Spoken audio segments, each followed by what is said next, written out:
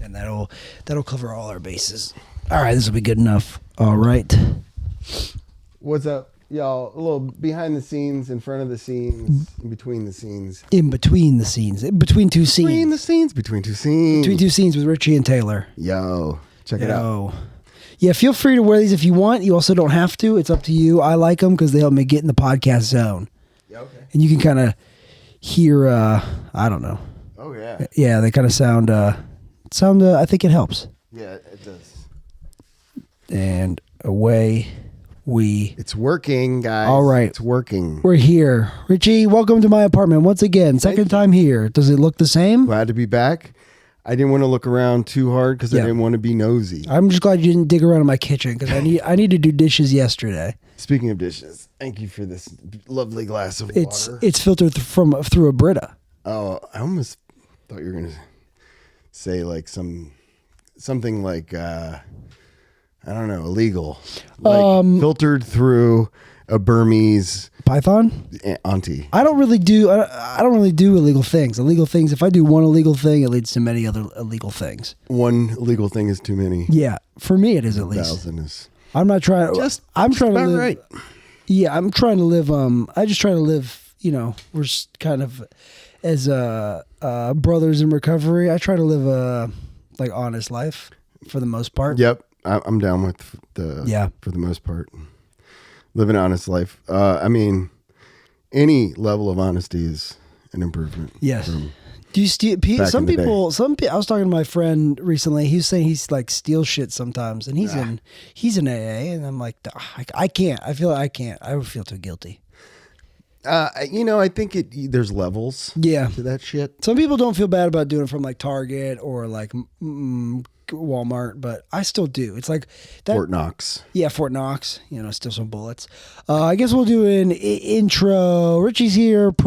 Are you here promoting the show on Friday? Is that it? I just happen to be here and happen to have a show Friday. Yeah. I always feel like when you see a guest and they're promoting something, then it's just like it takes all of the sincerity out of the wanting to actually be present. Yeah. But no, I'm always longing to be here, and as long as I'm here, I might as well promote the show we got Friday. I mean, there's no shame in promoting it. No, very little shame.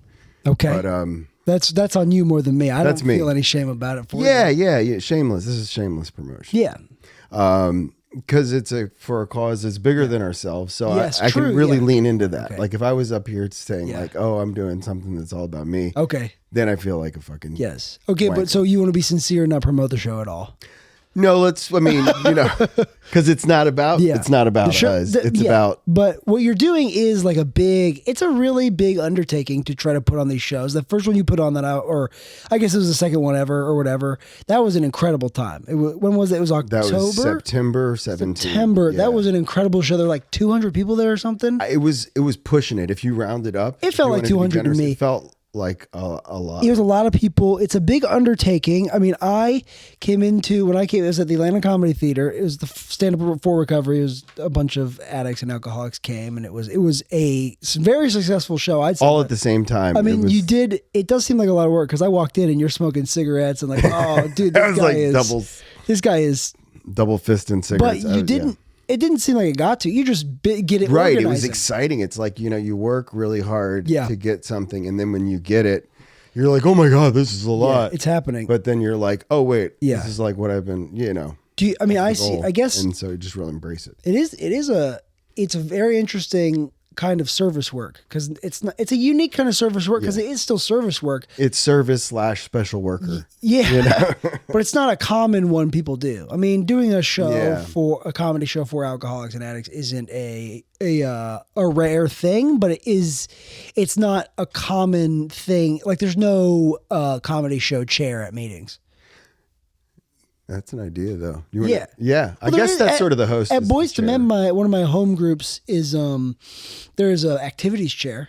Right. Yeah. But they plan like doing stuff. Right. You're putting on an event. And it was, I mean, you packed out Atlanta Comedy Theater. Shout out Atlanta Comedy Theater. Shout out. It's a good club. I like how it's shaped. And happy birthday to Donnell Rollins. Happy birthday to Donnell Rollins. And rest in peace to the Pogues lead singer. Oh, he died. Was he one of us? Could have been. I think maybe the last couple weeks, last couple years, maybe his wife said she didn't see him have a drink, but definitely, he had his battles. Lifelong. A famous musician had battles with alcohol or drugs. A lifelong musician from Ireland. Ireland, yeah. Like the beverage. Well, sincerity. Here's what heroin. I like. Here's like heroin. Yeah, but that's when you could do heroin and not die from fentanyl. I know, right? Now it's all fentanyl. And now people are that's dying. like when that makes heroin look like CBD. Yeah, it's crazy. Because they growing up or whatever. I mean, heroin obviously you can overdose, but a lot. Shout out to heroin. Yeah, well, people, it's like people usually die from like mixing a bunch of shit. Like heroin on its own, it doesn't seem to. I'm not trying to glorify heroin. I think we did. I don't know. Because we're both two crackheads that would like But probably have a reservation for like that we didn't. No, I can't have any more reservations. No more I'm reservations. relapsing. I'm doing 99. I'm good. No, but you know what I mean. Like, because I feel like as an addict, like really, it was kind of a roll of the die. Which drug of choice? You know, it was whatever kind of grabbed me first. Yeah. Like, I did always like kind of like the up type thing, but I know like had I gone down that road, Well, yeah, and that could have very well. I been liked the up, but the more I got into my alcoholism and cocaine and crack addiction, then I eventually, each time I've relapsed, I've been like, oh, I really want like downers now, because I've just really taken crack as far as it can go, right? And I know what it does, and the come down is just awful. It's the worst. It's the worst, and the come up. It's not. Yeah. I mean, it's like it's like a fucking roulette wheel that's rigged. Yeah. You're not you're like, oh, that's where I want to be. Nope, god damn it. Yeah, it's gone so quick. And then you come down. You see, it's like you see where you want to be. Thrown out of the casino every time. You want to see where you see where you want to be for a second, and then it's like, oh, and now it's awful. Like the advertising is really good at as far as sincerity goes. There's this part. This is great. I was in a virtual meeting last night, because I'm doing 90 and 90 right now. I've been hitting some virtual meetings recently, and last night I've heard this has been read in meetings multiple times recently, but I just love this section. And you're just talking about sincerity and whatever, and being selfless in that zone. I just love this because it really just spoke to me last night. So abandon yourself to God as you understand God, admit your faults to him and to your fellows, clear away the wreckage of your past, give freely of what you find, and join us. We shall be with you in the fellowship of the Spirit, and you will surely meet some of us as you trudge the road of happy destiny. May God bless you and keep you until then. I really like the give freely of what you learn of what you find and join us, because that's the point. I guess that's sponsorship, giving freely, trying to take someone through the steps. And it's just, and I think that, I guess, to give freely, you almost have to accept freely. Yeah, like it's a very like, if I wasn't caught up on like weirdness of religion and Joe Cool kind of mentality or whatever, like it's very like radical, like self-acceptance and like love and like that's like really living with abandon. Yeah, because a lot of religions seem to be like, you got to do all this stuff, you got to behave so you can get into heaven. You got to behave, otherwise God will be mad at you. Where this is just like, here's this thing that's saving our lives, and all we want to do is help other people also see that there's a way out of like alcoholic misery. A slow alcoholic death. Yeah, I think it's worth reading again. But before you do, I just want to say, if you couldn't hear anything else, subscribe to Sober Boys with a Z, and you can check the full audio of Ayo Ma, I did it. Oh my God, Ayo Ma, Drew's here. Drew. Holy shit. Drew, the guy that does Sober Boys. Fuck Holy yeah, smokes. What up, Drew? That's funny. I'll explain him tomorrow. I don't know if you can hear. Hey, Drew. I don't know if you can hear us, but we're just doing a little bonus Sober Boys thing, promoting StandUp4Recovery. There's another show on Friday. Fucking midnight. That's a late show. Downtown I mean, underground Atlanta, which is downtown. I might be making a little guest appearance. I don't know. Yes, definitely. Okay, yes, I will. Absolutely. Taylor is showcasing.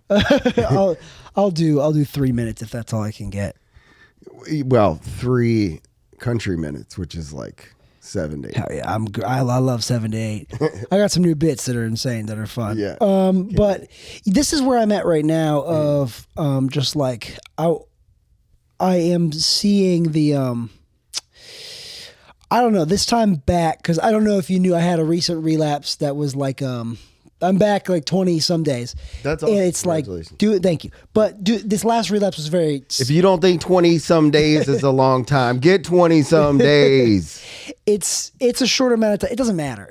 I'm at the point where I've relapsed enough where the amount of days doesn't, it doesn't matter. At this point, it's like, I just need to, I've had to really see it in black and white. If I'm not consciously pursuing a spiritual way of life, by not choosing that, I am choosing an alcoholic death. And I stole that from a speaker tape, but it really painted it black and white for me because I played around with it so much, sobriety, at this point in my life, because drugs are just killing people so easy these days. And it's like I'm doing the 90-90 thing and making this my number one priority, at least trying to, more than before, because I just want to do something different. I need to do something different because what I've been doing in the past just hasn't worked. I can looking you in the eyes, I believe you, and it's not, I mean, and I understand the sentiment of being, sick and tired of being sick and tired, and I can relate to complacency. That's old behavior for me. So even if things are going well and I'm just coasting and I'm not putting I got my idea as someone who came close to failing geometry. It's like numbers aren't great in my brain, but I feel like if, for me, the number's like 51%. If I'm putting 51% into my recovery, then I'm not regressing or coasting. So I get that. And you have a decent amount of time. I do, there was probably patches where I was just a dry drunk at, or whatever. And like, the more I hear people that have around 10 years or more, a lot of them talk about like having periods where they're like kind of, and not everyone's the same, but some people can like get away from the program and then it is, life kind of just gets lifey. Yeah. It's hard. I travel, I'm a traveler. I'm nomadic, so I don't really have a permanent address. Your house is on wheels. I have a mini mansion. Yeah. And she's mobile. And, so like it's easy to not have as much accountability of being like my home groups, like I'm, half a block this way or whatever.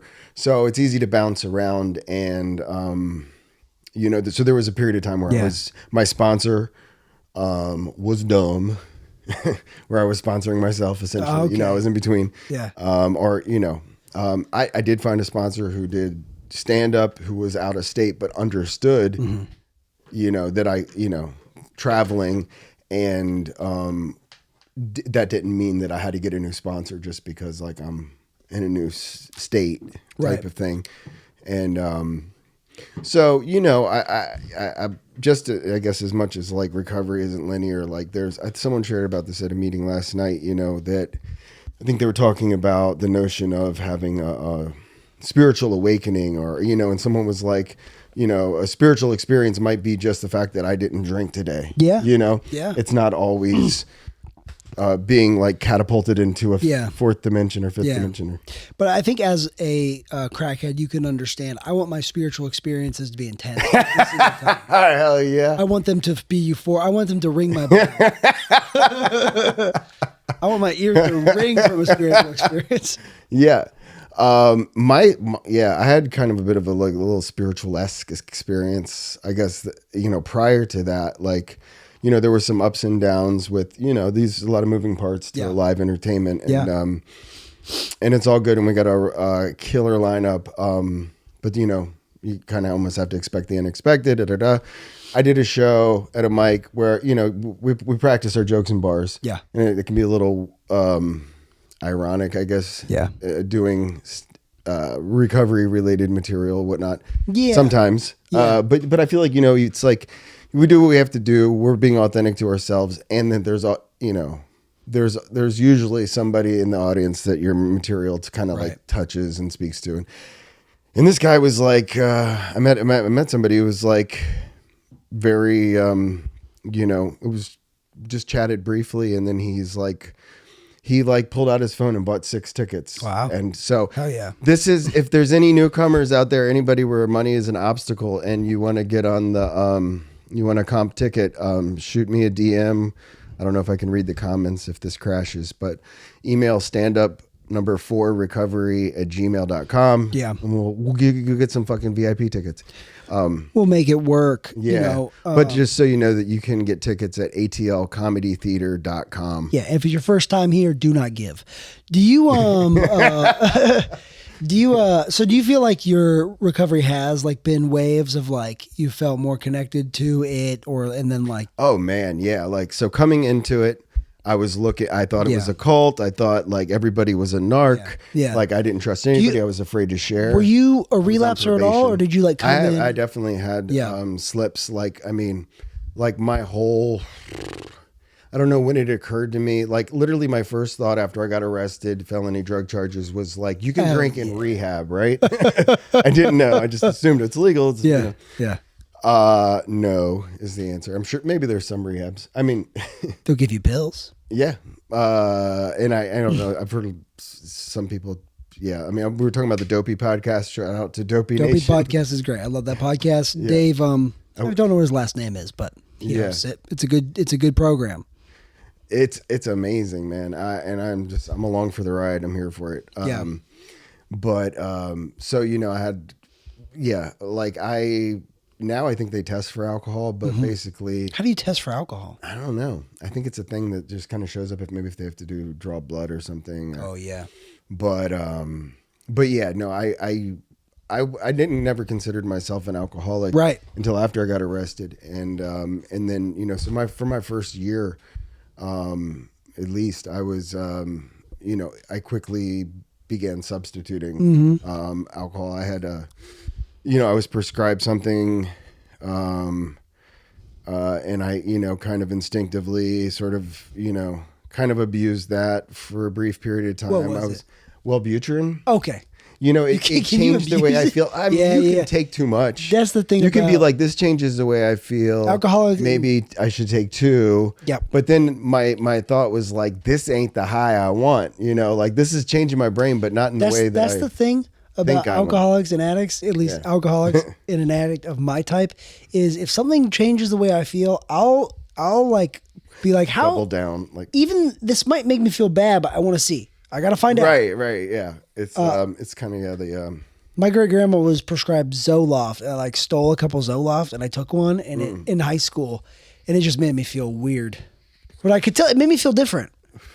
Well, I think a lot of those like SSRIs can take time for your body to adjust to it.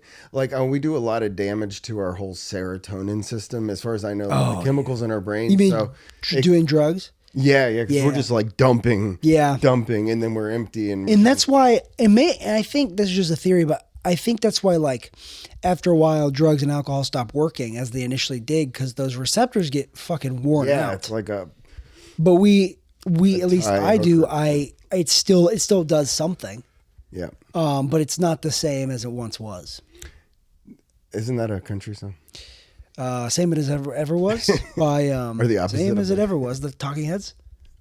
No. Maybe.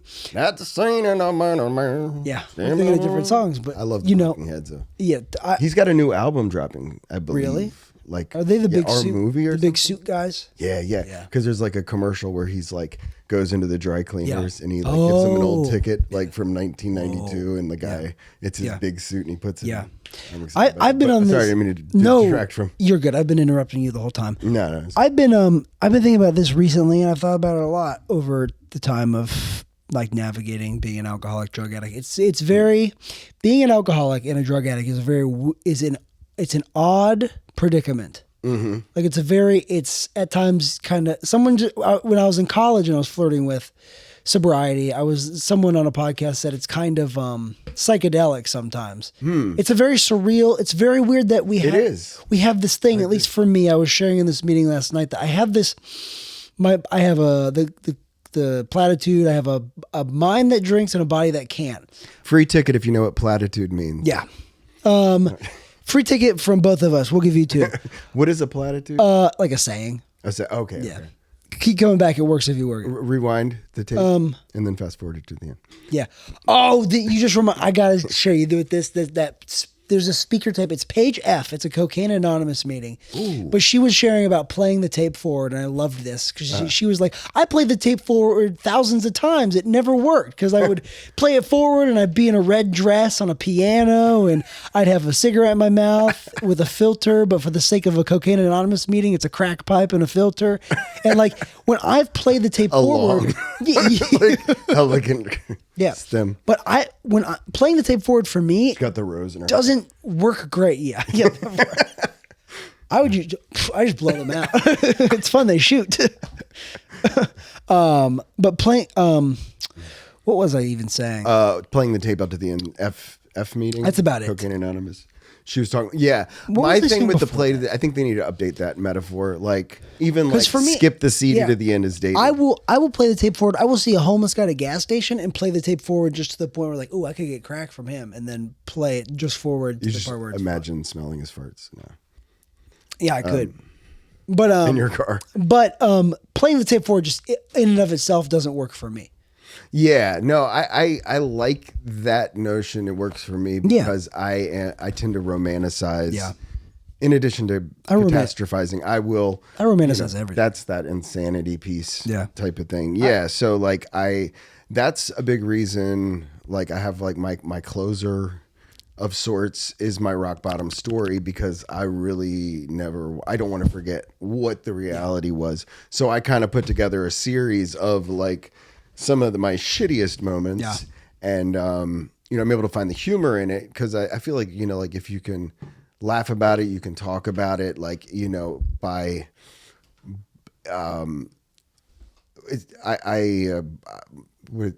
like if it's easy to kind of be in denial about certain things, but if I'm able to laugh at it, then I can more acknowledge it and keep it at the kind of like the front of my brain. And so I've now when I think about using, I'm thinking about,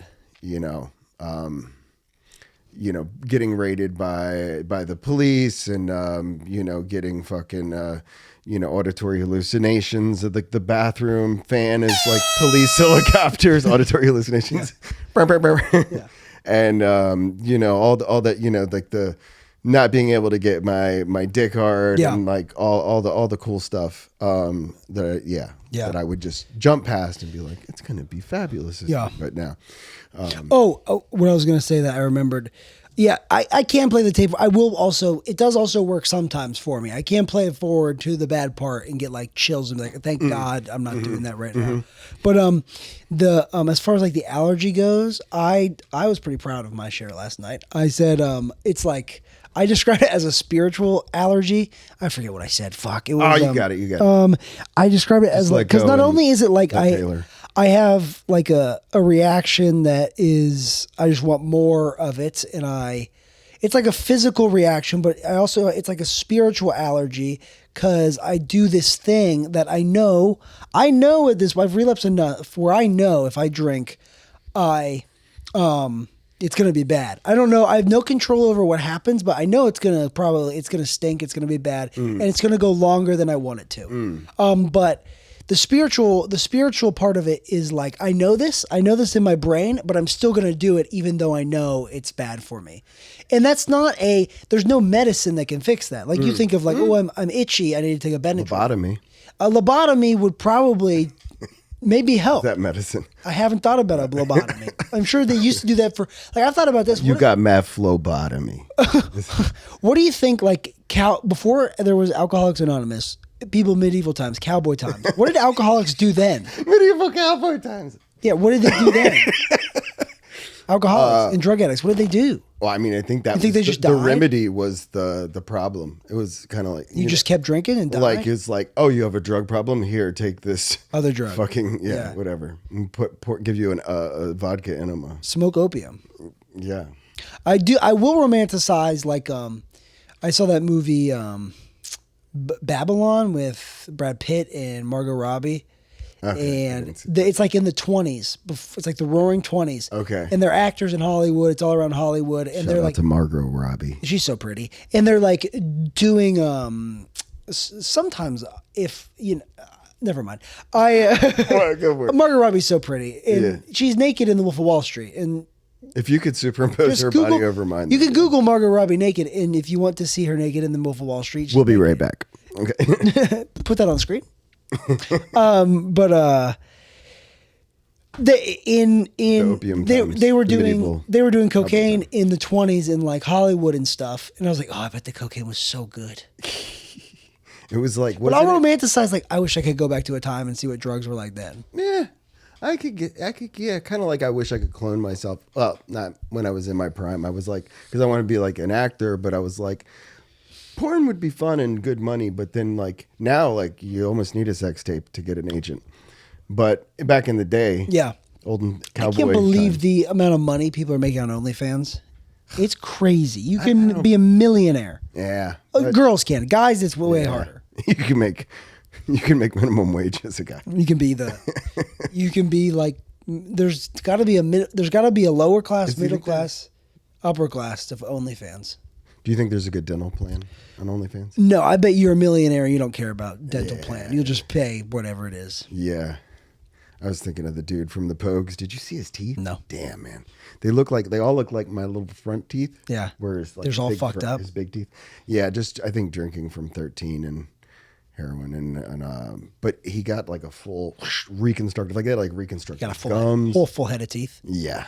Hell yeah. Yeah. So anyway, yeah, no, I mean, that's something I think about. Getting new teeth? A few. I'm missing some. Like I had dental at one point while I was in the disease of addiction. I have dental insurance. It's $14 a month. Dental is so cheap. But okay, so say you want to get a implant and would it be a crown? Yeah. How much would that be at 14 a month? Like 14 a month is like, paying for extra stuff. It's crazy how cheap dental is. In Mexico. But even in Mexico, it's expensive. But, I mean, you're not going to get it for free, but it's going to be discounted with insurance, I guess. Right. I don't know. Yeah. But my insurance is like a couple steps above what the baseline is. And and I haven't used it once this year. I left a tooth out that came out. I don't know how it came out. But I decided not to get it fixed because I thought that would be a good place to hide my drugs. That's crazy. I used to keep my drugs in a balloon in my mouth. Yeah. Like in the corner of my cheek. What is a balloon? Because I was like a literal balloon. And it's just filled with drugs? With drugs in it. Yeah, because I was always afraid of getting busted. I've heard of balloons with heroin, but do they do that with crack too? I mean, I would just cut the tip off a balloon and put my dope in there. And then like, if because I would get paranoid as soon as I started using. Of course. And I was like, I can just swallow it. Yeah. And I think I actually practiced swallowing like toilet paper and stuff, like just to see if I could neck. And then you just pass it? Yeah, I guess. But here's what I would shower, I get paranoid. My mouth with a razor blade on the other side. That's crazy. Ouch. That's what they do in jail. The paranoia of the last few times I went back out, I was also smoking meth, and I would be in this apartment where it's like it's my private residence. I would be ducked down over there smoking meth because like I can't. No one can see me through the window because if they do, they'll tell my landlord and I'll get evicted. Yeah, I mean, I instantly that came back. I will co-sign that. Yeah, that actual fear you had. Yeah, yeah. Or I'm like worried like my neighbor would smell meth smoke outside and somehow know what that smell is and tell someone. I don't know. Yeah, I mean, it actually like literally like I'm coming up in 10 years in February, and and I had I probably need to go to more meetings, but I had the thought that of like kind of looking back in hindsight, like all those times I drove down wherever, worried about police, like I could have, you know, like almost romanticizing like the freedom of using without the risk of getting caught. Cause I was like, all this time, like I'm just so somewhat careless, just driving around, whatever. Like, I'm like, no one gives a fuck. Like, I could have been using the whole time. Not that I wanted to now, but just like the regret of all the drugs I wasted and like running my high with fear. Because I've thought back on times when I've been like, I was trying to stay sober and I was like, why wasn't I just getting drunk that whole time? Why did I waste perfectly good using and drinking time? Wait. Say that again? I'll look back on like a period, like my senior year of high school, my fall semester, I'd stayed sober the whole time. And like, I'll look sometimes like, why did I even bother staying sober if I just got drunk again? Why didn't I just enjoy my senior year? Exploring recovery since I was 21. No, sorry, college. Senior year of high school, college. Gotcha. But it was definitely it's weird. Like people in high school. The addict part of the brain. Like I get the idea of it being a progressive illness. This was a hope piece I got today from I don't want to say it was like we do recover. I can't remember. It was page 18 and 19. But it's literally that first in the big book paragraph. Yeah. Of Alcoholics Anonymous. Yep. I really like it. Cause there's sort of a, what do you call it? A debate sometimes between using the word, I'm a recovering alcoholic, or there's a solution. I'm a recovered alcoholic. Yeah. So, this is 16. Read that. Let's look. Emphasis on the last part of that sentence, but read the first sentence. The first one? Yeah. They have solved the drink problem? Mm-hmm. I mean, but read the whole sentence. We of Alcoholics Anonymous know thousands of men and women who were once just as hopeless as Bill. Nearly all have recovered. They have solved the drink problem. Yeah. I mean, so like, yeah. So it's like there is, I feel like we can simultaneously be recovering and be recovered in that we know that there is a solution. Yeah. That gives us something to ground ourselves in. Yeah. You know, I get in this long journey that we're on. Yeah. I got it. It made sense to me. It took me a few times of people sharing like, I'm recovered because like you can be people. It seems like I'm recovered, not me, but like I'm recovered right now in this today. I'm recovered today. I like that. And then you can go back. I feel like you can go back. I feel like it's a thing you can also go back to recovering. Right. Yeah. Like I get that it's a progressive thing and it's a daily reprieve, but there is a simple solution. There's, like someone was at a meeting that shall remain anonymous, but, it's the one at the landfill. It's on a pirate ship. It's on a pirate ship that got dumped to the landfill. You got to know a code to get in. The code is... Yeah, that's the one. The code is Dr. Bill Silkworth. We'll bleep that out. We don't want people to know where it is. No. only Richie's allowed to go. But this dude was like... I can't remember. Long story long. There was like a bit of crosstalk, and it was like... And he asked a pointed question, a very valid question. It's like, so what did you do like kind of in your first year? And I borrowed a line from the program here and said, like, what did you do for your recovery today? Like, what did you do to stay sober today? What did you do to stay clean today? And he's like, well, I got up. I went to one meeting. I went to another meeting. And he called somebody and he's like, I didn't go to the liquor store. And I was like, bam, do that tomorrow. Yeah. You know what I mean? So what essentially, I know, what's gotten me this far theoretically should be able to, get me less further. Yeah. Kind of keep it simple, use what works, keep an open mind. Yeah. And like, there's that like top 10 list of things that you can do. And then also I think the mind shift is helpful of like, like I know I talk about meetings a lot, but like my mindset from being like, I have to go to a meeting to like, I get to go to a meeting. Yeah. I actually look forward to it. Like, yeah. meet some awesome people there. I hear great shit. Always hear something new. And hey, you know, and I think this is kind of just remember this, but like, you know, I don't know if you've ever got like the feeling of like, oh man, I didn't get shit out of that meeting or whatever, or like whatever. But then it's like, well, that's kind of selfish because like, hopefully somebody got something out of what you had to share, you know? So it's like that two-way street. On the contrary, we're all human, and sometimes we'll be like, this is dumb.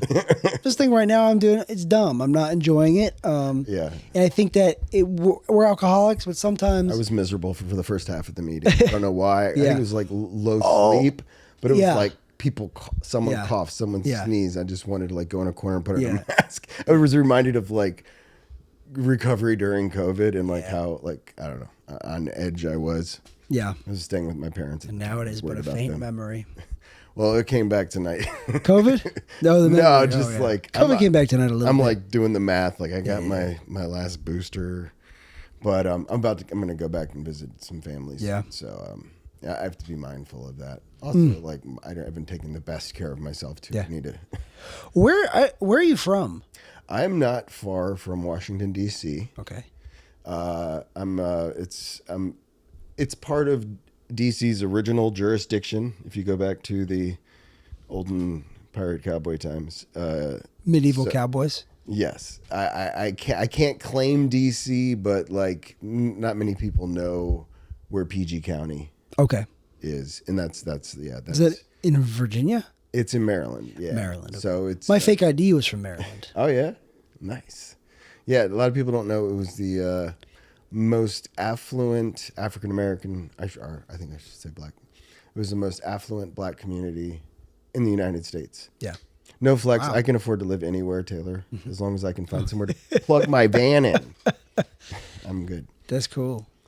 So. Yeah, you can try out lots of different. It's midnight. Wow, that's crazy. Happy midnight, y'all. Happy Showtime. Midnight, y'all. We're what are we? 48 hours away or 48 hours away. It's from Thursday showtime? now. Yeah. It's Thursday. Yeah, you're right. 48 hours. No. It's Thursday morning. So Thursday right now. Friday to. It's still kind of Wednesday. 48 hours away. We'll start the countdown now till this. Yeah. The show. Let's talk about the lineup real quick. Yeah, talk about the show. Just give them details, lineup. Yeah, I just want to. We're the headliner.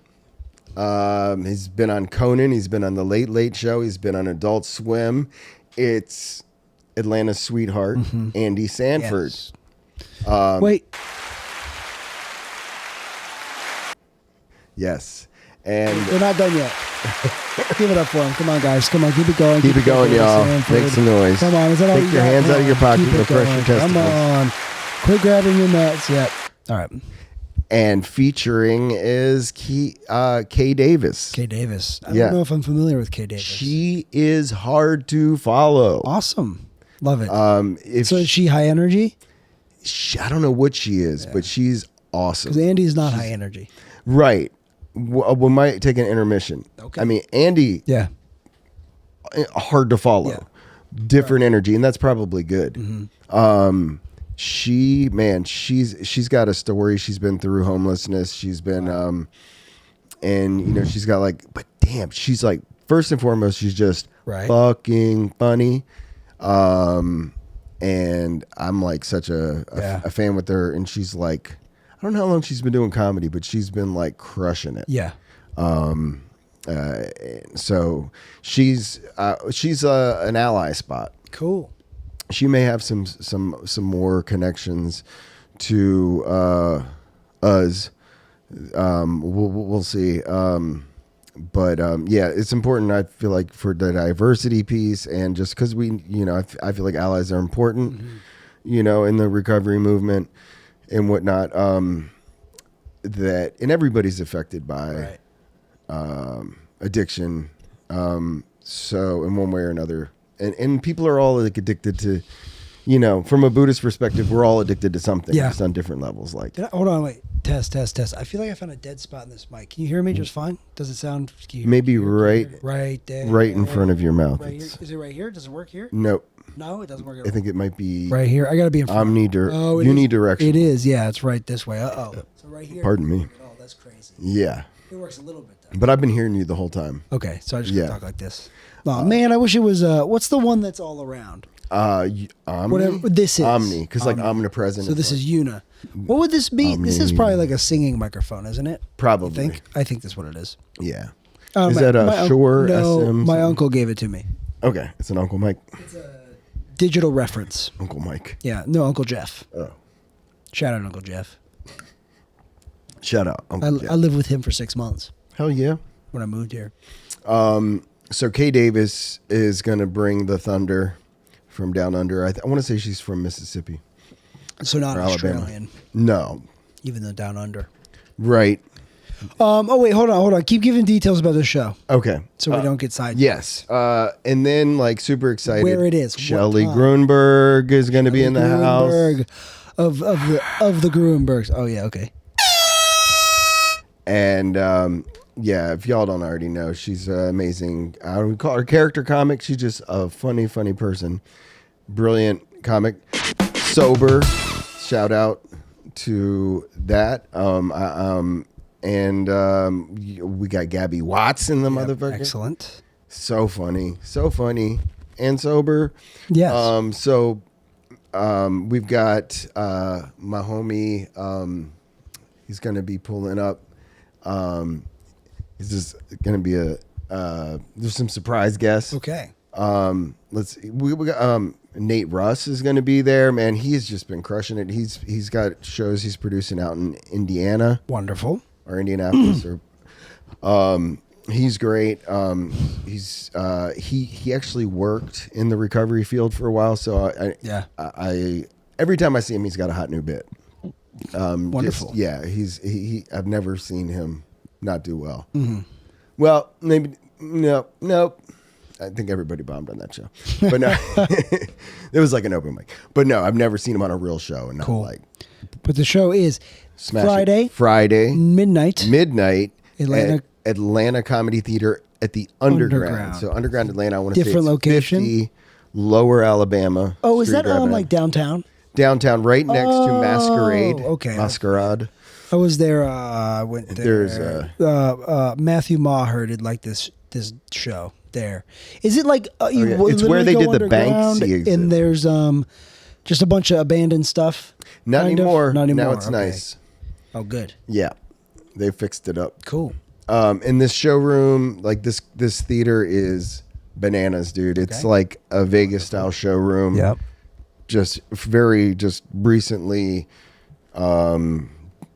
designed, and this is their first year that they've been open. But the flagship is like the home of like where Louis and Chappelle go, and right. at their main hub. So this is their cabaret venue. Cool. So yeah, they've amazing like VIP sections is definitely awesome. And if you have a soberversary or even a birthday and you want to let us know, like we'll give you a shout out on stage, hook you up with a t-shirt. Ooh. Taylor might. I'll give you a hug. I'll give you a kiss. I'll kiss you on the cheeks, probably not on the lips though. That's still a pretty fire offer.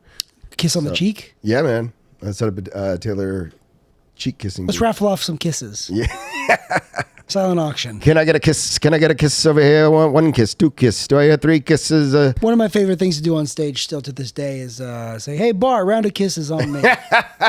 I love that shit. I love it. That's awesome, man. It must be fun to do your act. If you can call it an act, it's pretty loose, baby. You know what? Tonight was fun. Yeah. I had fun. And I do actually, you know what? I am at the point where I do have kind of an act. I do definitely have an opener and the closer. Things shift around, but I am at the point where I at least. Have you thought about putting a middle in the act? Hey, baby, that is that middle can get out of control. I got to leave some room to riff. Middles, that's so hack. Yeah. It's pretty. I mean, that's for the elders. I interrupted you. I apologize. No, you're good. I like 10 minutes. That's great. I can do that. No problem. 15. That's great. 20. I wouldn't say 20 for me is super tight. If I had to be like tight, I'm very comfortable. 10, 12, 15. Yeah. And then if I want to be loose, 20 is you just get loose. You just relax the butthole. I like being loose. That's my favorite. Take a popper before you go on stage. I remember one time I was like 30 days sober and I was at a client's house and he was a gay man, I believe. He had gay vibes about him. Mm-hmm. And I was in his room. I feel like I might have heard about this on another episode. I think you did. Yeah. You might have. I'm a dedicated listener. And this guy, thank you so much. That's very sweet of you. But he had poppers out on his thing. He's like, well, I'm going to give it a sniff. And I felt awful. It just gave me a headache. It really didn't do, it like made me flush. I was like, that wasn't. Maybe 4 more will do the trick. Well, if one made me feel bad, 4 will make me feel good. You go full circle or halfway around. Yeah. Semicircle. Yeah. Yeah, so I think it's almost like I hear people say that it's harder to do a tight 5 than like, well, that they might say headline. Yeah. But I think when you have more time to just free range there. I like a good 7-8 minutes. That's a. But there's something if the audience is there and they're there to laugh and they don't have plans, like you can just tell, like especially if you get outside of the city and there's less to do. Like I feel like. You can just chop it up and get loose and be like, I might forget a joke and I can do a little riffing and then, it's going to come back and, hey, we'll call it a callback. But yeah, I used to run a show called Unprotected Sets. Nice. This was before the Wanda Sykes show by that name. But yeah, it's because there's not a lot of opportunities to get it shut off. It's about to die. Probably pretty soon I might live. That's okay. The podcast still keeps going. That's why I got this board because Adobe Audition kept crashing. Take those cans off. All right, Richie's going to be messing with this, and I'll fill you in on what's going on with me. My blood feels thick. I think it's hardening. I think pretty soon I'll have stones for blood, and we'll cross that bridge when we get to it, guys. And really, that's all you can really do in life is cross the bridge when you get to it. They had to be. That's all right. Well, you know what? We're about 47 minutes. It's longer than we intended to do. That's okay. We had fun. It's 12. I should probably get some rest here soon. Papa needs his rest. I gotta get up early, or maybe not. I don't know. I gotta hit a meeting at some point tomorrow. But thank you so much for being here. Is there anything you want to say before we hit the hay? Which camera should I go into? Where's the other camera? Camera 1. Camera 1. Where's the ceiling? Okay, this is for the it's for the FBI. Hello, FBI. I know you're listening. It's okay. Don't be shy. What was the question? Anything else I want to say? I have to pee. You got to pee? That was. I got. Where do you go to the bathroom in your house? Well, so, my old favorite spot would be. You mean number 1 or number 2 or number 3? Both. What's number 3? Throw up? I'll tell you after. Come? No, we'll talk about pee-pee. Okay. When I make pee-pee, I thought I was a genius to use a coolant container. Yeah. The big one. Yeah. But then I discovered the giant cat litter. Yeah. Oh yeah. Ones, I know exactly what they got the big mouth. Yeah, I had cats and I would use that. Yeah. Hold a lot more pee. So you just buy Tidy Cats and then pour it out? No. Oh, you use it. You got to go number 2 sometimes. Really? Yeah.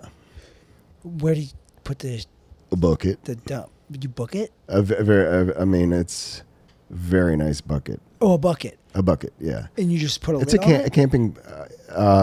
That's what everybody tells me my whole life. Put a top on it. Put a lid on that. Come on, no, who's saying that to you? Just family. Yeah, okay. Who needs them? Can it? Okay. I say. But it's not something I invented. I think it's probably smells better than most people's bathrooms. It's probably a camping. It's a camping thing. It's a camping thing, okay, cool. And you don't keep it around for prosperity. Where do you clean it? Well, you use a trash bag. You just dump the waste in the trash.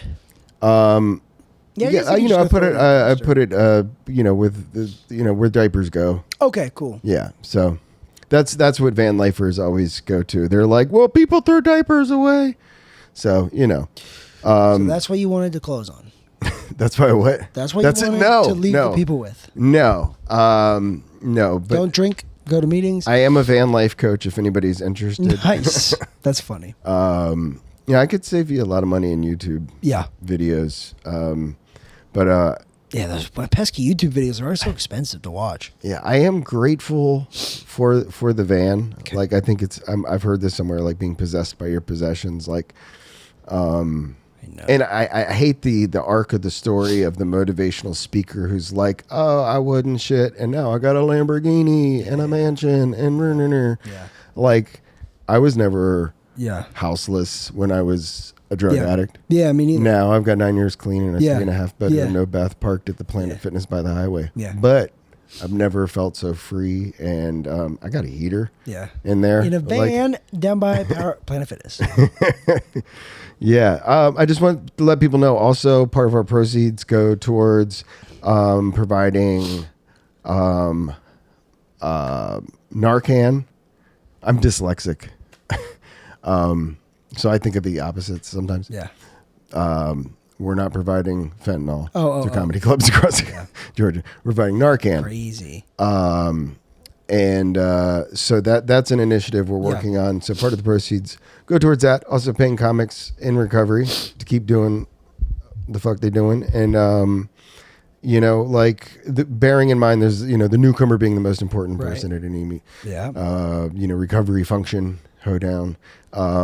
This at midnight, I don't know about you, but like, that's when I feel most vulnerable, and particularly more early on. But we want creating something to do on the weekend that doesn't necessarily like revolve around a bar. So it's sober friendly. It's not like, if you want to get a drink, this is the real world, you can get a drink.